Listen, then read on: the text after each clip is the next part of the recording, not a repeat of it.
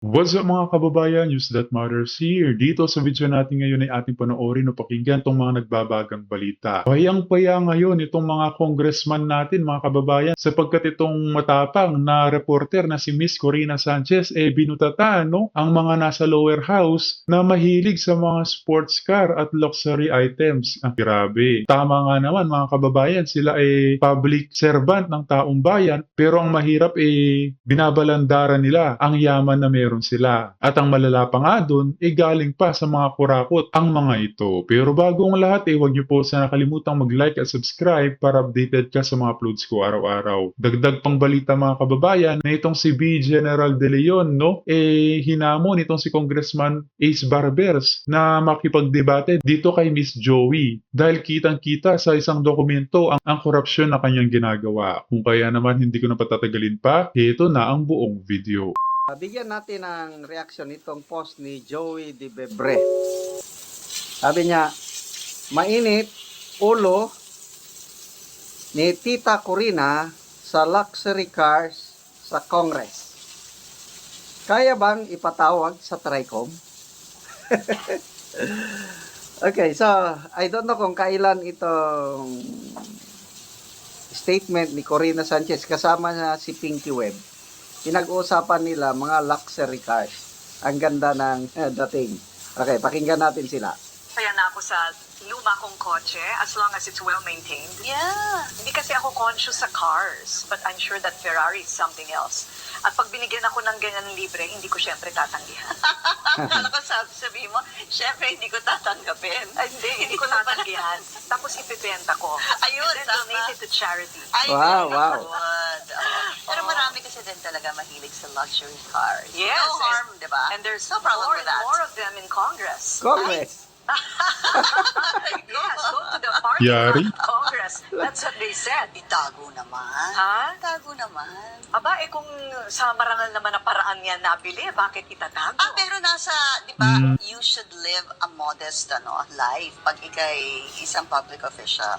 Exactly. Good luck. It's not in the Constitution. Sabihin nila, well, it's not unconstitutional to have a luxury car. Dahil binili ko naman sa sarili. Oo, mong pera. di ba? Basta make sure sarili mong pera. Sana Wala ko. ako masaya na ako sa... Ulitin natin ha. ako masaya na ako sa luma kong kotse as long as it's well maintained. Yeah. Hindi kasi ako conscious sa cars, but I'm sure that Ferrari is something else. At pag binigyan ako ng ganyan libre, hindi ko syempre tatanggihan. Kala ko sabi mo, syempre hindi ko tatanggapin. Ay, hindi ko tatanggihan. Tapos ibibenta ko. Ayun, and then tama. donate it to charity. Ay, very good. Pero marami kasi din talaga mahilig sa luxury cars. Yes. No harm, di ba? And there's no problem more with and that. more of them in Congress. Panigurado yang si Miss Corina Sanchez, mga kababayan, maraming alam yan sa mga kabalustugan na ginagawa ng gobyerno ngayon. No? Dahil kung makikita nyo na talagang binubutata niya ang mga may kinalaman sa anomalya sa ating bansa. Napakagaling na news reporter nitong si Miss Corina Sanchez, wala talagang kinikilingan. Congress. Yes, go to the parking lot of Congress. That's what they said. Itago naman. Ha? Itago naman. Aba, kung sa marangal naman na paraan niya nabili, bakit itatago? Pero nasa, di ba, you should live a modest life pag ikay isang public official.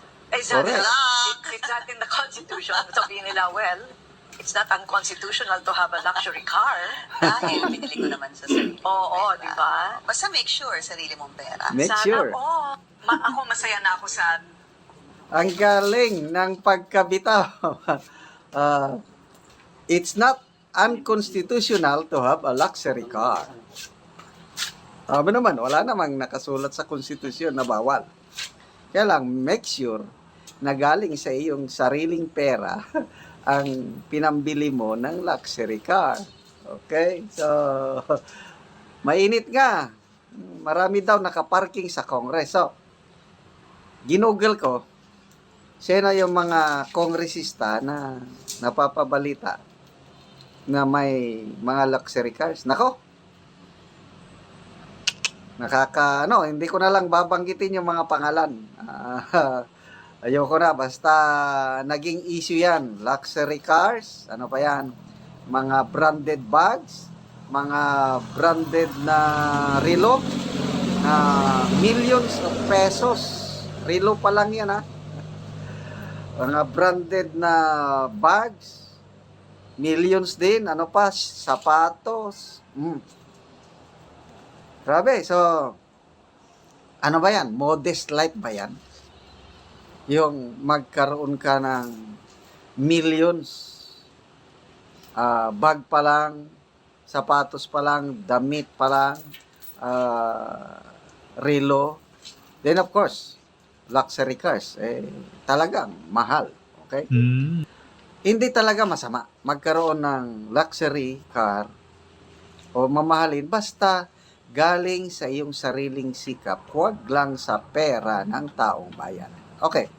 Paano ba yan, General Macanas? Hindi naman sila makakabili ng ganyan kung walang korupsyon na gagawin ng mga ito. Na pati nga mga lupain, kanila rin kinakamkam ngayon, no? At nakakapagpatayo pa ng mga sariling construction business. May pamangkin ako. Sinerte sa online business. Nako, biglang bumili ng hindi naman luxury car, kaya lang sports car. Yung Mustang Shelby. Millions din ang pagbili niya. Nakaparking lang sa aming bahay. Naawa ako kasi hindi siya masyadong marunong mag-drive, yung pamangkin ko. Tapos nasa Manila siya, naka-base. So, naawa ako sa kanyang sports car na Mustang. Talagang 8-cylinder. Tapos, so, paminsan-minsan, nilalabas ko dahil naawa ko eh. Nako, pagparada ko ngayon sa, kakain ba ako sa Eat All You Can na restaurant, nako, lumalapit ang mga tao. Nagpapapicture, tapos, grabing nila, kala ko, sinasabi ko kagad, hindi sa akin yan ha. Drinave ko lang dahil kawawa, hindi nagagamit sa aking pamangkin yan. Baka akala nila, sa akin yon yung Mustang na sports car. Kaya lang, ang sarap i-drive. Masarap yung feeling na nagdra-drive ako ng Mustang sports car. Kaya lang hindi akin. So, nako, yung tanong ni Joey Di Pibre, kaya bang ipatawag ng TRICOM? I don't know. I don't know. Magbasa lang tayo sa mga comments. May mga comments na ba dito? Sabi, Romel Lopez Danao. Nako, huwag niyong i-level si Corina sa mga kahunghungan ninyong DDS vloggers para kayong kinumpara ng Pikat at Ibong Tarat. Mary Grace Piate. Inggit sila kay Gretchen Pulido kasi naka-Ferrari.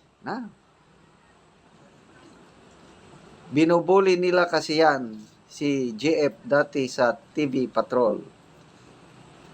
Bitangkor Bonbon Francisco, marangal nga naman, taxpayers money, palihim na nakaw.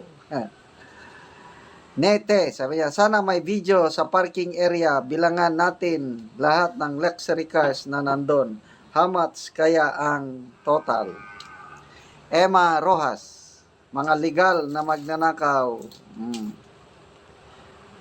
City Aina Alexander, Joey Di Bebre, madam, wala bang makakuha ng photo sa parking lot na yan? Na-curious lang ako. Okay. Bigyan natin ng reaksyon itong post ni Brigadier General Orlando De Leon. 23 minutes ago, na-post niya ito. Sabi niya, Hi Ace. Bin sabihin si Congressman Ace Barbers ito. Hi Ace, nakakarami na sa iyo si Joey Di Bebre. Believe pa naman sana ako sa iyo sa tapang mo, lalo na sa loob na nasa loob ka ng balwarte ng mga buhaya. Sagutin mo ito. Ipakita mo kay Joey na mali ang mga paratang sa iyo. Pag nanahimik ka, baka totoo nga. Go, go, go, Ace. Tapos, tawa ng emoji. So ito, isinare ni General De Leon ang mga post ni Joey Di Bebre. 5 hours ago na post ito. So ito, magaling si Joey Di Bebre na mag-research. Sabi niya, Ace Barbers served as a governor of Surigao del Norte from 2007 to 2010. As governor, At dito sa video na to mga kababayan ay ating pakinggan naman itong paghamon ni Vivian De Leon dito kay Congressman Ace Barbers. Nakakasaba kaya ito kung mag one-on-one man sila ni Miss Joey na ano kayang ibabato nito sa mga aligasyon na sila ay napapagamit sa mga bangag. Ating sabay-sabay na panoorin to mga kababayan. He was entrusted with intelligence and confidential fund. Now, I am not totally against confidential and intelligence fund. For me, these funds are necessary tool to be an effective executive official if backed up by reasonable plans and programs. It is a matter of liquidation. As of June 30, 2022, according to this document, ito, may ipinakitang dokumento si Joey De Bebre, Ace Barbers has not liquidated 25,836,310 pesos confidential and intelligence fund transferred to him by the provincial capital of Surigao del Norte. Ito ang dapat pinaliliwanag mo, tax ng bayan yan. Tapos ang kapal ng mukha mong medyo masama, hindi ko nalangwan mo na mag-demand sa mga vloggers na magbayad ng tax as if pwede naming iwasan yan. O gag. Binaliktad ko na lang. So ito, it's a document, tignan ko lang, maliliit eh. Provincial, so ito, basta dokumento, na according to Joey De Bebre, masyado lang maliliit. Hindi pa na-liquidate ni then Governor Ace Barbers ang kanyang confidential and intelligence fund. Ulitin ko yung amount 25,836,310 pesos. Kaya, sabi ni General De Leon, patunayan ni Congressman Ace Barbers na mali itong si Joey De Bebre. Magpakita siya ng dokumento rin na nagpapatunay na liquidated na itong amount na ito. So, agree ako doon sa punto de vista ni Joey De Bebre na kailangan ng isang executive official ang intelligence and confidential funds. Kami noon sa military service, ako as a commander, nangailangan din kami, although hindi masyadong malaki, kaya lang malaking tulong sa pagtupad ng aming misyon. Kaya lang, naliliquidate namin. So, dapat lang talaga na maliquidate. So ito, ang pinupunto ni Joey De Bebre is may pahayag si Congressman Ace Barbers na ang mga vloggers daw kumikita sa social media platforms, eh dapat daw mag-tax. So ito, confidential funds ito, tax ng taong bayan, so dapat maipaliwanag kung na-liquidate na ba o hindi pa. So nagtatanong lang naman. So kung na-liquidate, edi ipakita ang liquidation ito, tapos na, tapos na ang issue. So, I don't know kung sasagutin ba ito ni Congressman Ace Barbers.